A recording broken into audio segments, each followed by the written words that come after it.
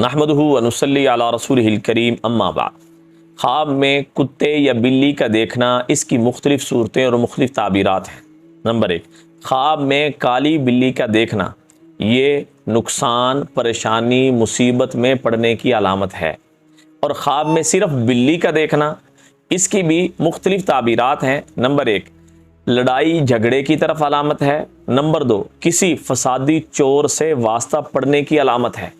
اور نمبر 3، یہ آپ کا دشمن بھی ہو سکتا ہے جو آپ کو نقصان پہنچانے کے در پہ ہے۔ اگر آپ نے دیکھا کہ بلی نے آپ کو نقصان پہنچایا ہے تو اتنا نقصان دشمن کی طرف سے آپ کو پہنچے گا، یعنی پنجہ مارا یا پیچھے بھاگی یا آپ کو ڈرایا تو دشمن آپ کو پنجہ مارے گا، نقصان پہنچائے گا یا آپ کو ڈرائے گا۔ اور اگر بلی کو آپ نے بھگا دیا یا بلی کو آپ نے ڈرا دیا تو یہ اس بات کی علامت ہے کہ آپ اپنے دشمن پر غالب رہیں گے۔ اور ہاں، یہ بات بنی ہوئی ہے کہ کالی بلی راستہ کاٹ دے تو آپ سفر پہ جا رہے ہیں تو سفر چھوڑ دیں، جس کام کے لیے جا رہے ہیں تو وہ کام آپ کا پورا نہیں ہوگا، نقصان ہوگا۔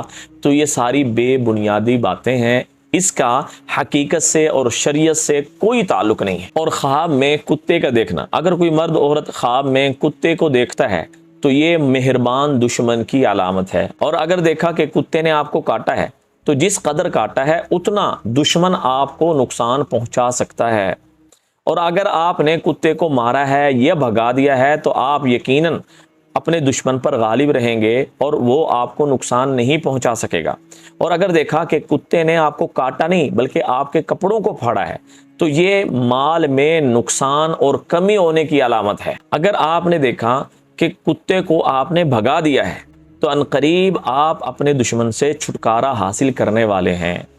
تو یہ احتیاطی تدابیر بتا رہا ہوں کہ اگر کوئی بھی آپ کو ایسا خواب نظر آئے جس میں آپ ڈر جائیں، آپ کا نقصان ہو، یا آپ کے والد والدہ کی طرف سے، بہن بھائیوں کی طرف سے، دوست احباب کی طرف سے کسی کو نقصان میں دیکھیں تو یہ خواب برا ہے۔ آپ علیہ السلام نے فرمایا کہ جو آدمی برا خواب دیکھے اور یہ پڑھ لے اللہم انی اعوذ بک من شر ہذہ الرؤیا، اے اللہ اس خواب کے شر سے مجھے اور میرے گھر والوں کو بچا لے، یہ کہہ لے، کروٹ بدل کے 3 دفعہ تھوکنے کی شکل بنا لے یا تھوک دے۔